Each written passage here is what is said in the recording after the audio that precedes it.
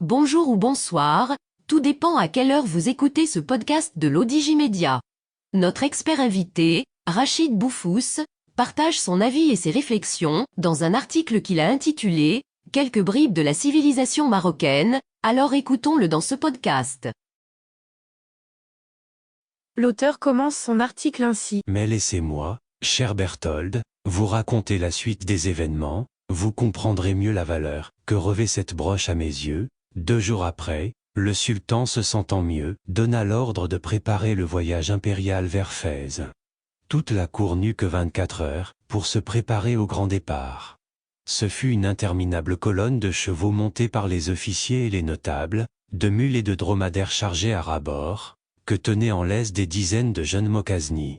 Nous devions être 15 000 personnes au bas mot, car ce départ avait été précipité, on ne savait pas encore s'il allait y avoir des sougas en cours de route, ce qui aurait nécessité plus de gendarmes. 6 mois auparavant, lors du voyage qu'entreprit le sultan vers le Tafilaleh, nous étions 30 000 environ, si ce n'est plus, le sultan chevauchait un très beau pur sang de couleur blanche. Un grand parasol, que tenait un solide mokazni, le protégeait du soleil. Il était précédé de soldats en armes et de mokazni, qui chassaient les mouches en agitant de larges étoffes blanches.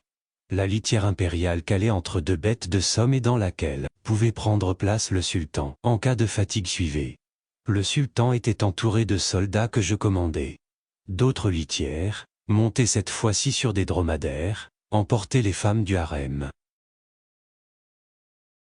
L'auteur poursuit son article ainsi. Après la première journée de marche, le sultan décida de faire une halte pour la nuit dans une clairière, près de Sidi Bou Atman.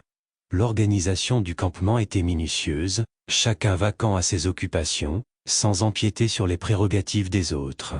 Chaque corporation était organisée en anta ou escouade commandée par un caïd. On commença par installer la farague ou palais de tente impériale, en premier. Les fréguillas dont c'était le travail, avaient devancé le cortège en compagnie d'un groupe de soldats au lieu choisi pour la halte, placé les tentes impériales, à la vitesse de l'éclair qui furent entourées d'une maxoura, espèce de haute muraille en toile blanche. La tente impériale se trouve toujours au centre du campement et tout autour, viennent s'agencer les autres tentes constituant les dépendances de ce mini-palais ambulant. Les tentes des vizirs et des soldats sont installées loin de la farague impériale. D'autres personnes d'Imoaline Lafrache s'occupent de ramener le mobilier et préparent les couches qu'ils placent dans les tentes impériales. C'était ainsi pour les autres grands personnages de la cour.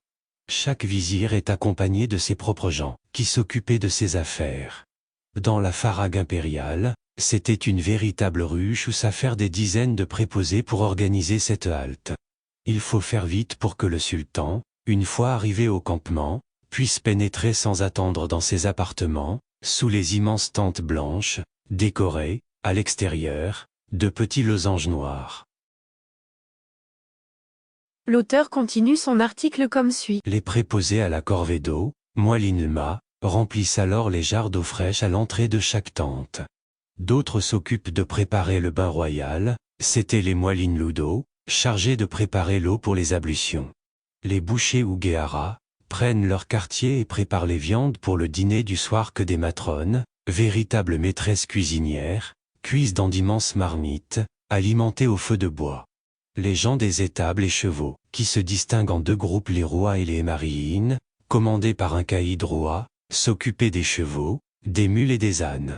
Cet anta, 250 personnes, se subdivise en 2 équipes, les Ouama et Chatabine. Les Ouama sont parmi les plus importants des mokazni au service du sultan, car ils s'occupent uniquement des chevaux impériaux, qu'ils nettoient et abreuvent. Ils s'occupent aussi du nettoyage des selles impériales et de préparer les chevaux qui seront montés par le sultan et de l'accompagner au cours de ses sorties. Ils commencent leur tâche très tôt, dès l'aube et la finissent au coucher du soleil. Tous les jours, le caïd roi se présente devant le sultan, qui l'attend dans la cour du palais ou devant la frague avec 7 chevaux conduits par 7 aouama. Seuls 3 chevaux des 7 présentés étaient scellés. Si le sultan sort en simple djellaba, cela veut dire qu'il ne sera pas de sortie. Si par contre il revêt son burnou blanc, cela veut dire qu'il sort en cérémonie ou s'apprête à partir en campagne. Alors il choisit, parmi les 3 chevaux présentés par le caïd roi, celui qu'il va monter. Les 6 autres chevaux seront conduits devant lui durant la cérémonie ou la sortie. Les chevaux restent scellés ou en laisse jusqu'après la dernière prière du soir, alors ils sont conduits dans les étables où les chatabines s'occupent de les nettoyer et de les nourrir. Quant à la hanta des Émariines, constituée de 200 personnes, elle s'occupe du transport des affaires du sultan durant le voyage, à dos de mulet. Elle s'occupe aussi de la corvée de bois et du transport, à dos d'âne, des denrées alimentaires, du blé et de l'orge, qu'ils emmagasinent dans d'immenses jarres en terre cuite ou dans des sacs en toile de jute, dont ils ont la garde. Les Émariines s'occupent aussi des moutons égorgés le jour de l'Aïd par le sultan. Ils doivent convoyer, en courant les bêtes égorgées, mais encore vivantes, jusqu'au palais ou à la frague. Les pauvres bêtes ne devaient pas mourir en cours de route, sinon c'était considéré comme un mauvais présage. Une fois la frague installée, une autre corporation, la hanta des Mikatiines ou les gens du temps, prend le relais. Ce sont les astronomes du palais, dont le rôle est de calculer les heures de prière quotidiennement et de les annoncer. Ce rituel était réglé comme une horloge suisse, si je puis dire, car ils avaient l'obligation de présenter tous les jours, au sultan, leurs calculs sur un parchemin avant la 3e prière du jour ou à Esser, sauf le vendredi où ils devaient les présenter avant 11 heures du matin. Les Mikatiines avaient aussi la tâche de calculer le temps des voyages du sultan, ainsi que les quantités d'eau à emporter, nécessaires à ces voyages. Ils s'occupent aussi des montres et horloges impériales au palais et en campagne. Les Mikatiines commençaient leur tâche 2 heures avant la prière de l'aube. Par intermittence et jusqu'à l'heure de la prière, proprement dite, les Mikatiines viennent informer les Toachia ou majordomes du sultan. Ils reviennent à la charge 1h30 plus tard, puis 1 heure, puis une demi-heure avant l'annonce de la prière. Les Toachia ont l'obligation d'informer le sultan à chaque fois, afin qu'il se prépare à la prière de l'aube. Alors le sultan fera sa première prière, celle du Fajr, aube, seul, dans ses appartements, avant de sortir pour accomplir la prière du Sob, matin, en compagnie de ses vizirs et des autres membres de la cour impériale, dans la mosquée du palais ou sous une tente mosquée dans la frague impériale. La hanta des Moilines Sejada s'occupe de dresser les tapis de prière du sultan. Ce n'était pas n'importe qui pouvait s'occuper de cette tâche hautement symbolique, mais des gens choisis au sein de la famille impériale. L'auteur ajoute ainsi. Maclean s'interrompit un moment et demanda à Harris lui de l'abreuver de ce thé magnifique que savait préparer l'eunuque Aïssa. Il fit délicatement tourner dans sa main le verre Saint-Louis blanc, qui prenait une couleur jaune-orangée à cause du thé qu'il contenait, et sans le quitter des yeux, reprit son propos, à ce thé impérial, je m'en souviens encore comme si c'était hier. Savez-vous, monsieur Berthold, que le thé au palais avait aussi sa propre hanta? Des gens uniques, ces moilines à thé comme on les appelait. Ils devaient toujours tenir l'eau au chaud, à chaque fois que le sultan voulait prendre le thé, à toute heure du jour et de la nuit. C'était tout un rituel, le thé impérial. Quand le sultan commandait du thé à l'un de ses toachia, celui-ci courait appeler les moilines à thé, leur criant à voix haute et audible, les ustensiles de Sidi. Le sultan, Sidi appelle moiline à thé. Le chef de la hanta du thé acquiesce aussitôt et répond d'un tout aussi tonitruant, Nam Sidi. Alors les gens d'Athée se présentent, précédés de leur chef qui porte une sinia, plateau, monté sur de petits pieds argentés dans laquelle étaient disposés 3 verres en bellard, cristal de Saint-Louis, multicolores et 3 verres métalliques, ainsi que 2 théières, l'une en terre glaise, dorée, et l'autre, argentée de marque anglaise Wright. Le chef du thé est suivi de son adjoint ayant apporté, lui, un plateau où se trouve le sucre, le thé et les herbes comme la menthe, ou shiba, absinthe, contenus dans des petites boîtes argentées et soigneusement enveloppées dans des tissus blancs très fins.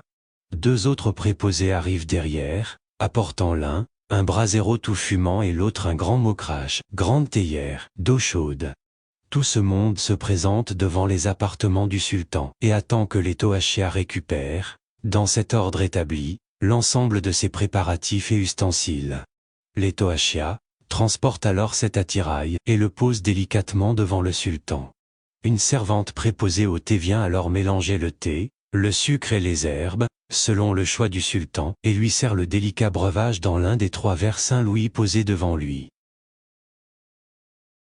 L'auteur conclut son article ainsi. Les moellinatés, qui sont au nombre de 50, s'occupent aussi de préparer les herbes médicinales mélangées au thé, le lait de chamelle, qu'ils se chargent de maintenir toujours au frais, dans de grandes gourdes en peau de chèvre. Ils avaient aussi la charge de distiller l'eau de rose et de fleurs d'oranger, ainsi que l'eau potable à destination du sultan, en utilisant des filtres en tissu très fins. Ils devaient aussi préparer les délicieux gâteaux, chocolats et autres viennoiseries, que le chambellan faisait venir de Tétouan ou d'Europe, et les remettait aux moellinatés. Extrait des Chroniques du Détroit par Rachid Boufous. Édition Le Fennec. Rédigé par Rachid Boufous et lu par l'intelligence artificielle de l'Odigimédia. Merci d'avoir écouté ce podcast de l'Odigimédia, ce bouquet de supports numériques, portail, magazine mensuel connecté, web radio et web TV. N'oubliez pas de télécharger notre application l'Odigi Mobile sur Play Store et de vous abonner à notre chaîne YouTube l'Odigi TV. Vous pouvez, aussi, nous suivre sur nos réseaux sociaux, Instagram, Facebook, TikTok, LinkedIn et Twitter. Ou encore, vous inscrire sur notre newsletter quotidienne à partir du portail lodigi.ma. Alors, on se dit au prochain podcast de nos experts invités. Et à très bientôt, si et seulement si vous le voulez bien.